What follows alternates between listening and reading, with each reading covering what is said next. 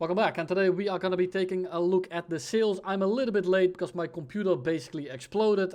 I have been struggling with this PC for the last 4 months. Hopefully I just fixed it. Time will tell though. But that's why I'm a little bit late. If you're looking to buy anything, feel free to use my link in the description. You get 3% off on all the GE purchases. You support the channel and you get this decal right here. It's the skill issue one because I'm cycling out the return to the hanger one. Ideally, I was going to introduce the new one in these sales, but I had some difficulties with Gaijin and adding the decal, which is why it's taking a little bit longer than expected. Slim chance it's there for the pack sales. Pretty big chance that it won't be, unfortunately, so skill issue is going to be the main contender for the decal for these sales. I'm not sure when I'm going to be introducing it, because introducing it in the middle of January also doesn't really make any sense, as there will be absolutely zero hype. So just use the time now to get the skill issue one. I will be cycling it out whenever the time is fit for the new one. I made a much more elaborate video on this topic about a month and a half ago in November, where you can go with tech premiums, tech tree premiums, the GE premiums, pack vehicles, as well as just talismans to go for the optimal route and give you basically all the vehicles in the game that are worth it. For today, I just want to take a look at the more worth vehicles, the really no-brainers for props and for jets, and just give you a little bit of a summary and just give an announcement that the new decal is now live. We also have, of course, premium on sale, and this is basically always worth it over a premium plane. Now, if you're only there for a week every 3 months, of course, don't buy an entire month or an entire year. Just buy whenever you are playing. But I do think that it's better to put basically every plane will be a premium, opposed to when you say you buy the XP50. You buy the XP50 because you think I only need one premium, and if I get to play this, then I basically have premium time whenever I play it. And that's correct. But now they nerfed it, airspan is gone, and it's nowhere near as good as it used to be. Putting all your eggs in one basket is a little bit detrimental in this regard. But let's take a look at the American tech tree. Now, first of all, for the props, I will say get the BF-109 F4. The gun damage now is really good. MG151s absolutely nuke planes now. Good flight performance, good climb, decent speed, pretty maneuverable for a 109, and it's a very fun experience. But be aware, this plane is in the German tech tree. Next up, we have, I didn't do that, we have the LF Mark 9, one of the best planes at 5.7. Great at turning, decently quick actually, 575 on the deck. Monster climb rate, and basically 1v1s everything in the bracket that isn't Japanese, but it even beats the A7 M's.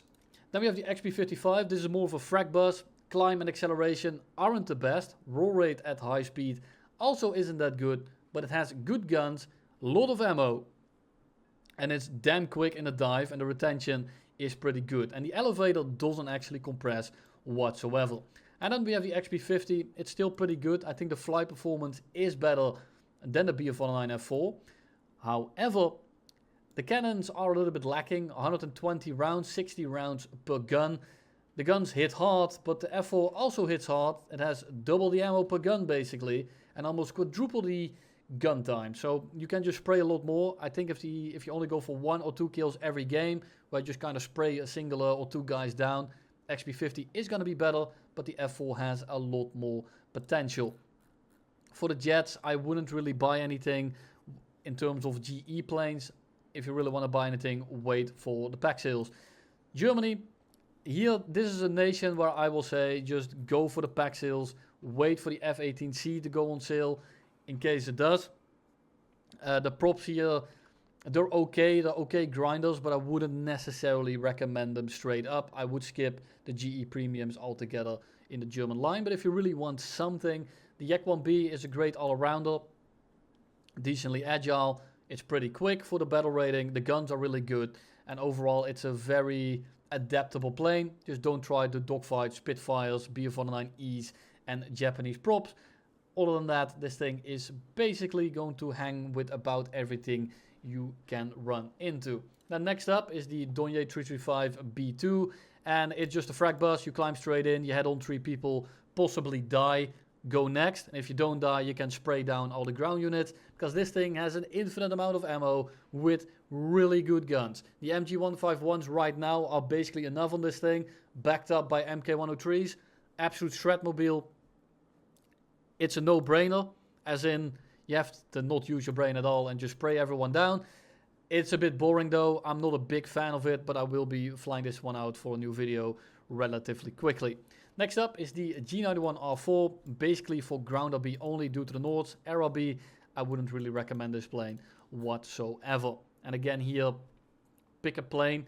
The MiG-21 bis Laser is also pretty good, but keep in mind rank 9 is coming next year, meaning that if you are going to use this to grind, you're not going to be able to grind rank 9 unless they move this one up. But knowing Gaijin, I highly doubt it. Next up is Russia, and Russia's pretty easy for the props. VK107 Yak 3. It's basically the Yak 3U, but slightly worse. It's a little bit slower on the deck. It is better between 4 to 6 kilometers altitude, but other than that, the Yak 3U absolutely mugs it. But it's still one of the best props in the entire bracket. Just don't try to dogfight the LF Mark 9 that I just recommended in the American tech tree. Then we have the Su-11 as well as the MiG-15 bis.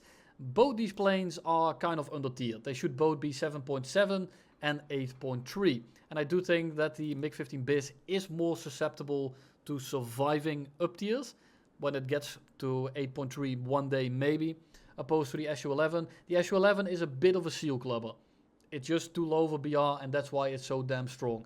If this thing gets matched against Sabres, MiG-15s, Hunters, God forbid, it's completely done. This thing is not going to get anything done. Whereas the MiG-15 bis is a little bit more survivable in that sense. It's still too low of a BR. It's essentially the same thing as the MiG-15 bis, except it gets extra ground ordnance at a lower battle rating. The guns now hit really hard, same for the Su-11. Keep in mind, Su-11 just lost 10 rounds of the 37mm, and you are not going to be able to spray nearly as much. But with the new gun damage, not really that much of an issue. And then for here, I would just wait for the Su-30 MK2 to go on sale if you want a high tier jet, but it won't go on sale next week, so just be patient with that one. Then we go to Britain. We have the Mustang Mark 1A, and this is essentially just a seal clubber. Multipliers are very good, absolute silver lion printer. Keep in mind the performance isn't that fantastic, and it's completely carried by the guns. I'm actually going to put the Wyvern in here, because if you really do want to buy a prop, I would wait for the Wyvern instead of the Mustang, because it goes 650 kilometers an hour on the deck at 4.7, and that's quicker than some of the 6.3s that you will find in the tech trees. Then next up, we have two jets that we can pick. We have the Mark 8 Reaper, which is very well rounded. The only real lacking thing here is going to be the speed. Good guns, good ammo, good maneuverability. It's good in terms of acceleration. The top speed is kind of lacking, and it's an absolute tank. Very good in terms of survivability. It doesn't really like to die. Doesn't mean that you can take 40-30 mils in the middle of the plane and be completely fine, but it's one of those planes that survives more than it should. You are going to be rendered ineffective, but you can at least limp back to base and save yourself the repair cost. Next up is a plane that we haven't looked at in a very long while. It's the Harrier GR1, and the SRAMs right now are actually pretty damn solid. If you watch my Hunter F6 video from a little bit ago, you have seen that these things actually have good range now, and if you run a rocket pod, you actually have a semblance of flares. But be warned, the Harrier GR1 has some of the worst performance out of all the Harriers, and missiles really aren't that easy to dodge. So you really need to make these snap rocket pods work. You might actually want to run two racks. Yes, it's a little bit heavier, but the performance isn't that fantastic anyway. So taking a little bit of a hit to be less susceptible to missiles is always a good thing. Of course, high tier premiums, but I have enough here to recommend. Again, wait for the Bison or the CF-188A. Next up is Japan. Eat your heart out, because the first four planes are all pretty solid. The Ki-44 is a seal clubber. The P-51C is a bit of an all-rounder. It's a really good plane, but you need a little bit of skill to make it work. Limited ammo, limited guns. It's all about the performance. If you are good with that, go ahead, use it. But the FAU-1A and the E7 both have higher multipliers by a pretty decent amount. And personally, I would go with the E7.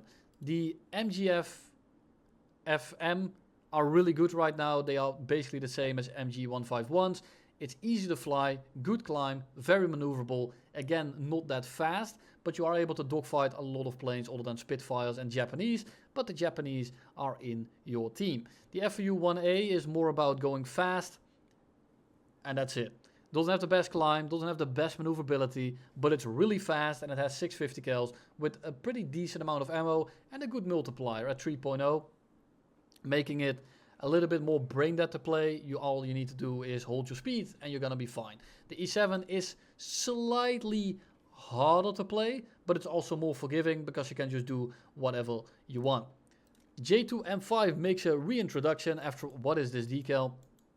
Whatever, makes a reintroduction after a long while because I kept recommending to not buy this because the Type 5 cannons were absolutely abhorrent. They're still pretty inaccurate and far apart, meaning that your shells will fly around your targets, but now they will actually one-shot your enemy, which is a pretty big deal considering we have 84 rounds. At 5.0 it has incredibly good flight performance, and if you are familiar with the J2M2, it is slightly worse, but keep in mind that it still climbs with a P15H to about 5 to 5.5 kilometers before it starts checking out, and that is of course with its limited web.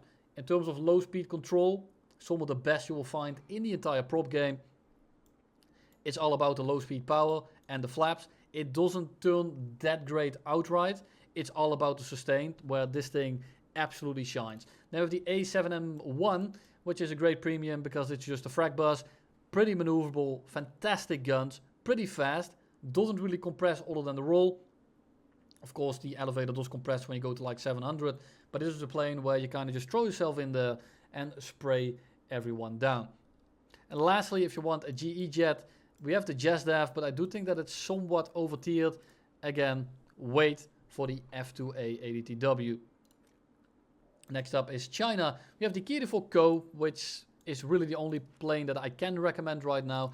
The Kuang 6 is incredibly strong, but it's not on sale right now. Keep in mind that those 23s right now also got buffed, and they shred about everything 3 times as hard as they already did. The Ki-4 on the other hand though, it's basically a Spitfire that's slightly worse, but it's pretty good. Good guns, decent speed, compression is kind of there. It feels like the LF Mark 9 from Wish.com. I can't really call it any other way. It's still pretty good though at 5.3. It's just not the best one in the bracket. Then for the jets, I can't really recommend any of these. The F-84G is okay, but it's rank 5. The Shenyang, I mean, it's 9.3 for some reason. The A5C, I wouldn't really recommend anymore at 10.7 because we have the J7D at 10.7 and it's very likely that it will go on sale. And we also now have the Su-30 MKK. It's the same one as in the Russian tree, except you can take different missile loadouts. You have a lot of missile loadouts, but this is not going to be on sale for a while because this got added literally 3 days ago, I think. So this is not going to be on sale for a while, but I probably will be recommending that one when it comes out next year on the sale. For now it's a J7D, but again keep in mind rank 9 is around the corner and this is not going to be able to grind rank 9 unless they move it up, which I doubt. Next up is Italy. Really the only plane that I would buy here is the Ariete. Because guess what? The guns got buffed. It has APHE now, and you have 1100 meters a second of 30 mils that one-shot basically everything on an airframe that you basically can only kill if you have a good set of missiles. This thing is an absolute menace to any subsonic in the game. And even planes like the MiG-19 can't really do much. All it can really do is fly away, do slashing attacks, boom and zoom. But this plane can always force a head-on. And the head-on is something that it's particularly good at, unfortunately. G91R4, same deal as with the German one. Good for ground RB, not the best for air RB. I would skip it altogether. Italy is kind of dry. I wouldn't really recommend the MiG-29 Sniper either. But as of right now, that's basically the only plane that I would recommend other than the Ariete in the entire premium tech tree. Italy is kind of rough in that regard.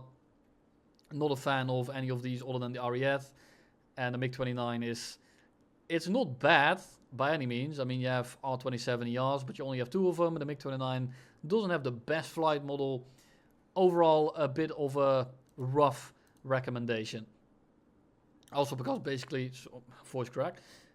Also because basically every plane in here is available in other nations. However, it's not all available in one nation. So it's a bit of a trade-off in my opinion.